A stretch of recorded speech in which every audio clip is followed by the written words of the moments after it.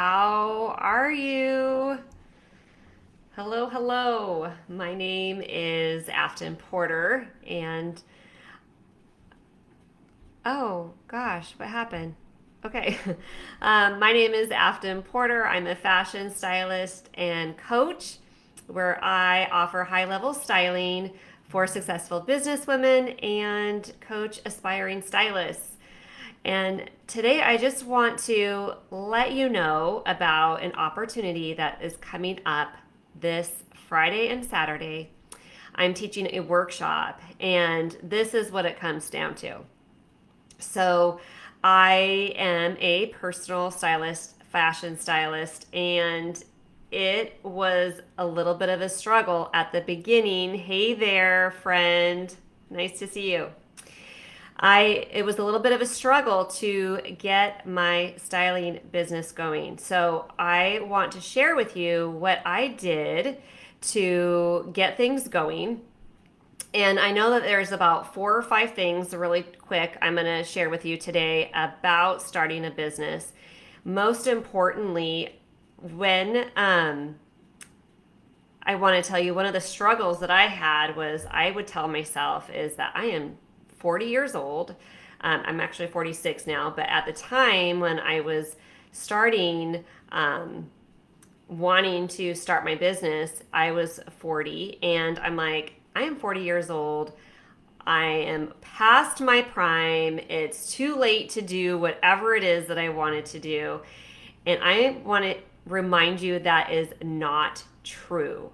That is false. That is a lie that we tell ourselves to convince ourselves that we are off the hook. It's too late. We can't do that. And it's not true. Unfortunately, it's not true. You can do this, right? So I wanted to share 4 things really quick about starting a business. And I just wanted to share that whether you have a personal styling certification or not, that doesn't matter. I can help you get certified for that. But I do know that as I've looked out there and as for myself, let me start at the beginning. I have a fashion merchandising degree. I worked in the fashion industry for a few years before I had children. I worked with Calvin Klein Jeans. I was the liaison between the buyers in New York, and I covered Arizona, New Mexico, and parts of Texas. I also went to Vegas quite a bit, and New York and San Francisco, where my directors were. So I have quite a bit of experience there. And when I took the break to have my children and raise them, I was like, I just started getting this feeling that I wanted to do something more with my career. And I wasn't really sure what that was going to look like because I felt like I was out of the fashion industry for a while. I came back. I started working for Phoenix Fashion Week as a fashion stylist, and I also work with brands and emerging designers and help them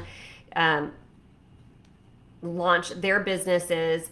And I wanted to start this magazine. I started the magazine. I started styling. I was coaching moms for a little while before that, with the beauty of technology, with Facebook and all the things, and still, and then I had the certification in personal styling, and my mentor was wonderful. Love her. She's been fabulous.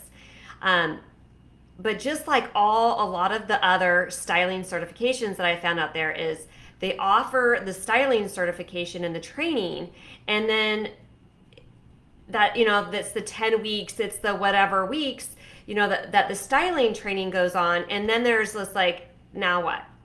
Then you're kind of like put out there and you're essentially on your own trying to get this business up and running. And I felt like I was throwing spaghetti on the wall. I was trying to figure out like trying to figure out my pricing, trying to figure out who it is I wanted to serve. Like I said, I kind of went through these different types of groups. I just really didn't know. I didn't have the clarity of who it was that I wanted to serve.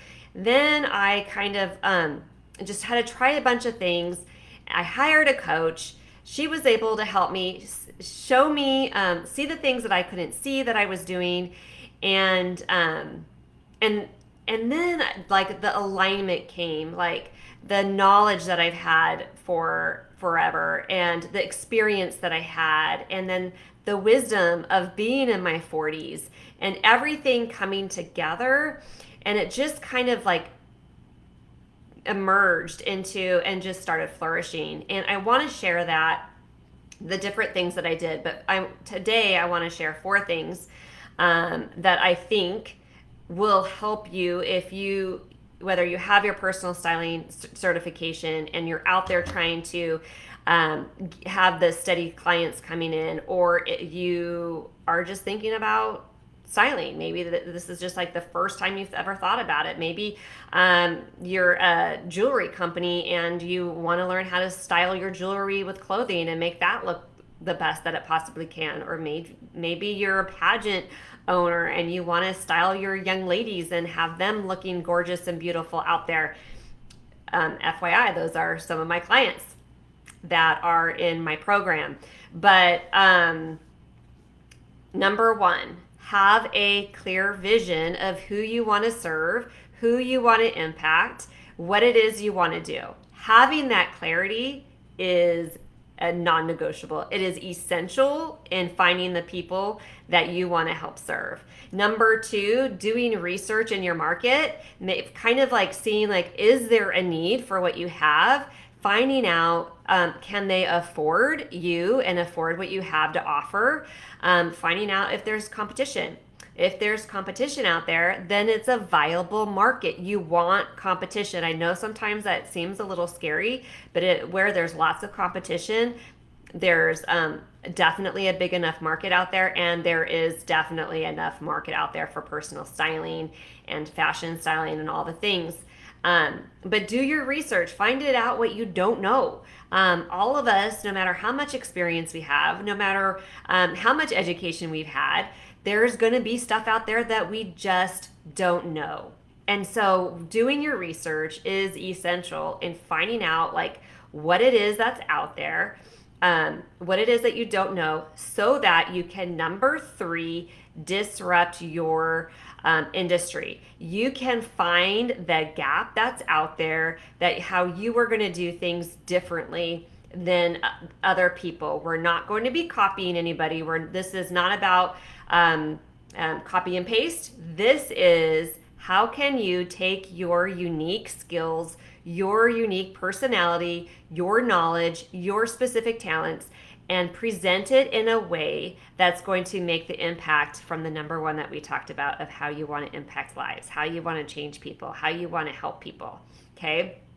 So when you're out there, you're going to disrupt your industry and do things that nobody else is doing in a way that nobody else can but you.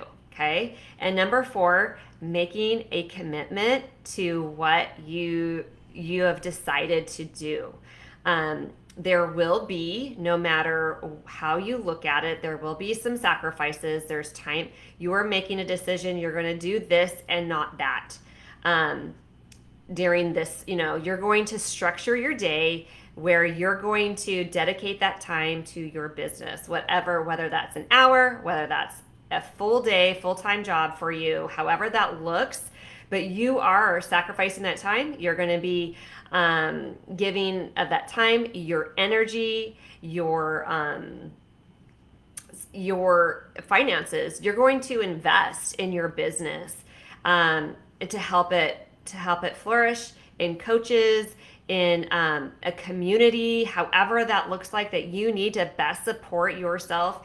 And possibly if you need to structure it in a way that you to have support in other areas that you are now taking away from, making sure that you have support, that nothing's gonna go undone, nothing's gonna, like, your life is still gonna be smooth, and everything that needs to be done is gonna be taken care of during this time that you are nurturing your business and allowing that to grow. And let me just tell you, anytime something is growing, whether it's you as a person, your skills, your son, your teenage son who grows an inch in a month or whatever, there's growing pains, and you are gonna need support. You're gonna need help. You are not gonna want to do this on your own. And so there's going to be lots of opportunities for growth and support, and people. You need to have like your people that you can lean on to ask questions to.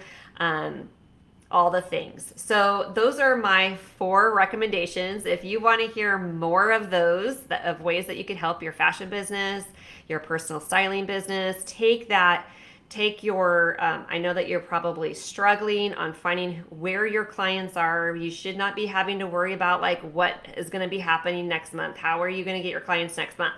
That should not be something that we worry about. We should have all that laid out and organized and confident that that's coming in. We should know where that's coming in. This is not like you're going to guess or pulling teeth.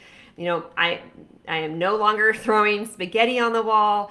There are techniques that are simple that we can go through to help our businesses change so that we can impact our lives, the people we love, and those that you want to serve. So I've included the link. It should be up above. It's styleguidesociety.com/style. Come join me. It's going to be on Zoom, April 9th and 10th, where I'm going to teach you how to advance your personal styling business, how to get your first high ticket offer.